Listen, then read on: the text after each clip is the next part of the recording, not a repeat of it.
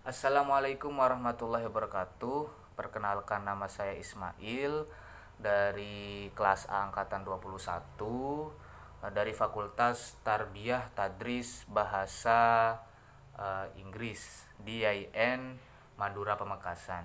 Di sini saya akan menjelaskan tentang 4 ayat yang berkaitan dengan ayat pendidikan yang terkandung dalam juz 4 dalam rangka untuk menyelesaikan tugas uh, ujian tengah semester. Baik, di sini untuk ayat-ayat terbawi yang pertama yang terkait dalam juz 4 di sini ialah Quran surah Al Imran ayat 137 dan 138. Dinamakan Ali Imran karena di dalam Al-Quran ini memuat tentang kisah daripada Ali Imran yang menurunkan Maryam, yang mana Maryam melahirkan putra yaitu Nabi Isa alaihi salam. Surah Ali Imran ini merupakan surah ketiga dalam Al-Quran yang berjumlah 200 ayat dan termasuk dalam surah Madaniyah karena diturunkan di kota Madinah. Baik, di sini saya akan membacakan yang pertama Quran surah Al Imran ayat 137 dan 138. A'udzubillahi minasyaitonirrajim. Bismillahirrahmanirrahim.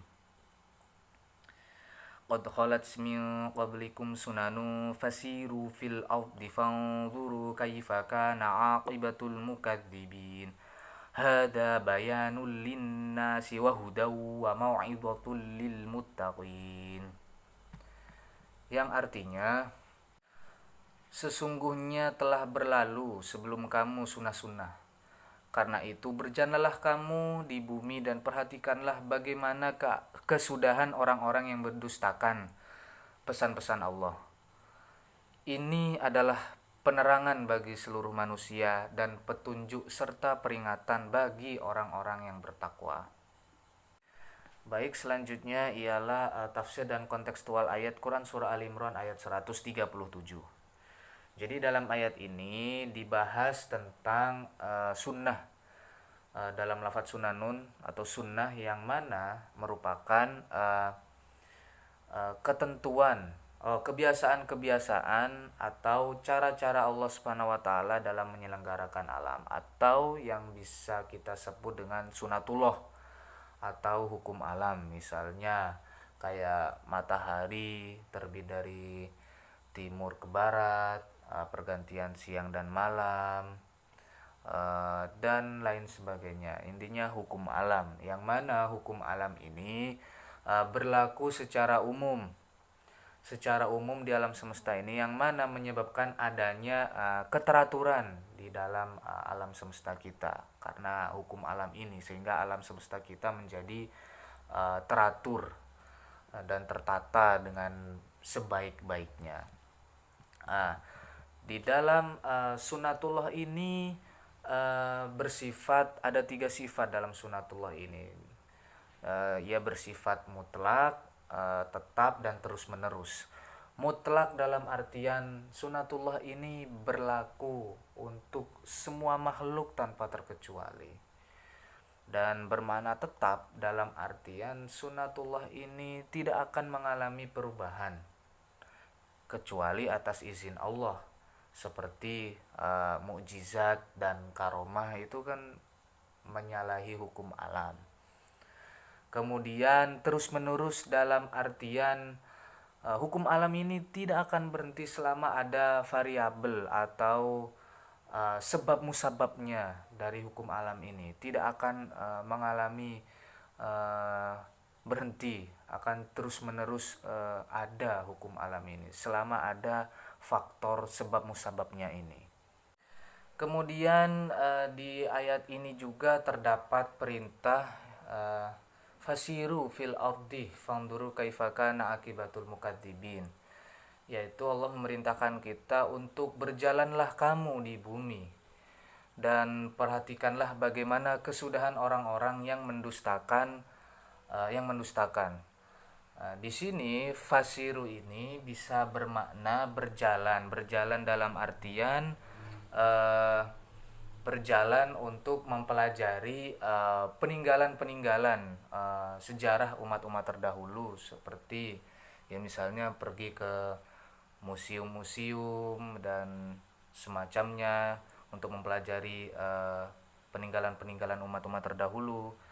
Bisa juga bermakna fasiru ini bermakna mempelajari sejarah lewat buku-buku pelajaran atau kitab-kitab sejarah dan semacamnya tentang umat-umat terdahulu, yang mana umat-umat terdahulu ini ialah umat-umat yang mendustakan di sini menurut Al-Qurtubi. Di sini mendustakan para rasulnya, seperti umatnya kaum Ad, umatnya kaum Samud, terus kaum Saleh, umatnya Nabi Musa atau Nabi Harun dan semacamnya. Atau di sini di tafsir Al-Misbahnya di sini mendustakan pesan-pesan Allah, ialah pesan-pesan ya yang terkandung dalam ayat-ayat terdahulu maupun pesan-pesan dalam Al-Qur'an ini secara keseluruhan. Kemudian di ayat selanjutnya, hada bayanul linnasi wa huda wa mau'izatul lil muttaqin. Hada di sini ini yang dimaksud di sini adalah pesan-pesan Allah, ayat-ayat terdahulu maupun keseluruhan ayat-ayat yang terdapat dalam Al-Qur'an. Terutama ayat ini yang berkaitan tentang sunatullah dan sejarah ini, yang mana dijadikan sebagai penerangan bagi seluruh manusia dan juga petunjuk bagi orang-orang yang bertakwa. Di sini kaitannya dengan konteks pendidikan, maka dalam Quran Surah Al Imran ayat 137 dan 138 maka berkaitan dengan materi pendidikan, yang mana di ayat ini terdapat dua, yaitu sunatullah dan juga sejarah umat-umat yang terdahulu, terutama umat-umat yang dibinasakan oleh Allah Subhanahu wa taala. Dengan mempelajari sunatullah, maka seseorang akan dituntut untuk senantiasa belajar dan selalu melakukan penelitian, apalagi di era modern sekarang ini yang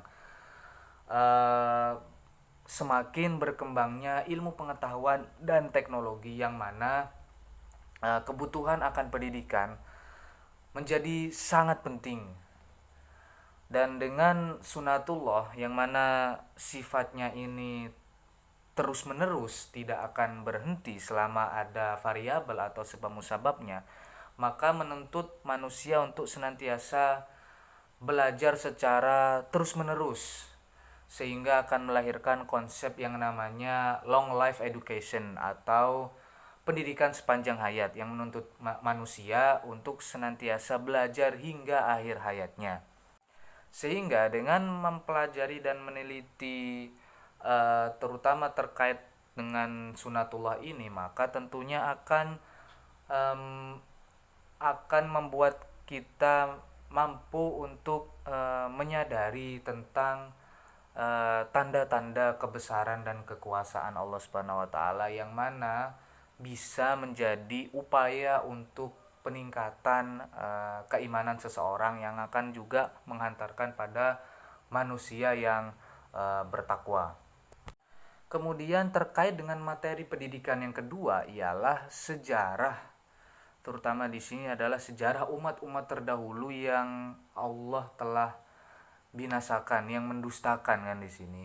Maka dari itu, dengan mempelajari itu, selain bertujuan untuk mempelajarinya, juga bertujuan supaya agar kita sebagai generasi sesudahnya tidak akan terulang kembali, tidak akan jatuh pada kesalahan yang sama seperti dilakukan oleh umat-umat terdahulu, sehingga bisa menjadi sebagai upaya untuk introspeksi, sebagai upaya agar kita sebagai generasi sesudahnya menjadi lebih baik daripada generasi sebelumnya.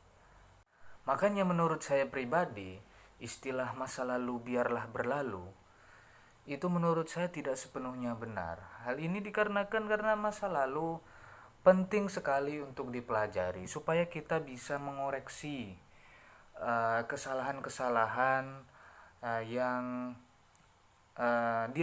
yang kita lakukan terdahulu, sehingga kita bisa improve daripada kita yang ada di masa lalu, seperti itu. Baik, selanjutnya untuk ayat selanjutnya yaitu Quran Surah Al-Imran ayat 190 dan 191. Saya akan membacakannya. Bismillahirrahmanirrahim. Inna fi khalqis samawati wal ardi wa ikhtilafil laili wan nahari la ayatin li ulil albab alladzina yadhkuruna Allaha qiyaman wa qu'udan wa 'ala junubihim wa yatafakkaruna fi khalqis samawati wal ardi Rabbana ma khalaqta hadha batilan subhanaka faqina 'adzaban nar. Yang artinya, sesungguhnya dalam penciptaan langit dan bumi dan silih bergantinya malam dan siang terdapat tanda-tanda bagi orang-orang yang berakal, yaitu orang-orang yang mengingat Allah sambil berdiri atau duduk atau dalam keadaan berbaring. Dan mereka memikirkan tentang penciptaan langit dan bumi seraya berkata, "Ya Tuhan kami, tiadalah Engkau menciptakan ini dengan sia-sia. Maha suci Engkau, maka peliharalah kami dari siksa neraka." Baik, sekarang terkait dengan tafsir dan kontekstual ayat. Di sini dalam Quran Surah Al-Imran ayat 190, bahwasanya Allah berfirman, dalam penciptaan langit dan bumi beserta pergantian siang dan malam, di sana terdapat tanda-tanda kebesaran Allah Subhanahu wa taala, yang mana tanda-tanda tersebut diperuntukkan bagi ulul albab. Siapakah ulul albab ini? Memang secara bahasa ulul albab adalah orang yang memiliki akal, orang yang memiliki akal murni.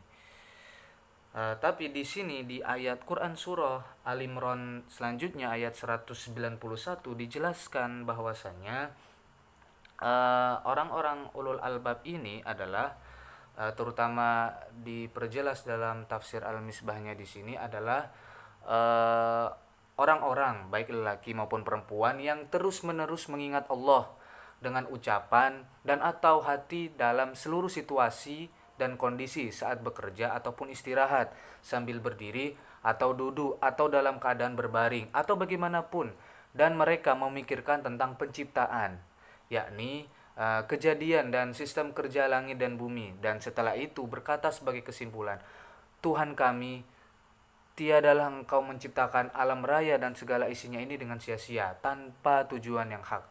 Apa yang kami alami atau lihat atau dengar dari keburukan atau kekurangan, Maha suci Engkau dari semua itu. Itu adalah ulah atau dosa dan kekurangan kami yang dapat menjerumuskan kami ke dalam siksa neraka. Maka peliharalah kami dari siksa neraka.